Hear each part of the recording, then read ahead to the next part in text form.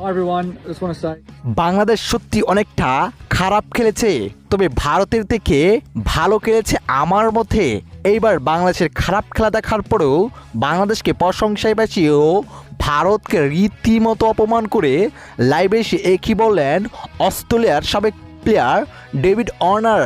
প্রিয় দর্শক, অস্ট্রেলিয়ার বিপক্ষে প্রথম টেস্টে দাপুটের সঙ্গে খেলে বিশ্বকে অবাক করে দিয়েছিলেন নাজমুল হোসেন শান্তর নেতৃত্বে বাংলাদেশ দল। তবে দ্বিতীয় টেস্ট ম্যাচে পাত্তাই পেল না বাংলাদেশ। অগোছালো ব্যাটিংয়ের কারণে ইনিংস ব্যবধানে হেরেছে বাংলাদেশ। তাও আবার 5 দিনের টেস্ট 2 দিন আগেই অস্ট্রেলিয়ার কাছে পরাজয় মেনে নিয়েছে টাইগার বাহিনীরা। যাই হোক, বাংলাদেশ এমন খারাপ খেলার পরেও ডেভিড ওয়ার্নারের মতে প্রশংসায় বাসছেন বাংলাদেশ দল, যেখানে লাইভে এসে তিনি বলেন বাংলাদেশ সত্যি খারাপ খেলেছে, তবে ভারতের থেকে ভালো খেলেছে আমাদের সাথে। বাংলাদেশ তারা প্রশংসার যোগ্যই, কেননা তাদের থেকে শক্তিশালী ভারত, তবু আমাদের কাছে নাস্তানাবুদ হয়েছে আরও কয়েকবার।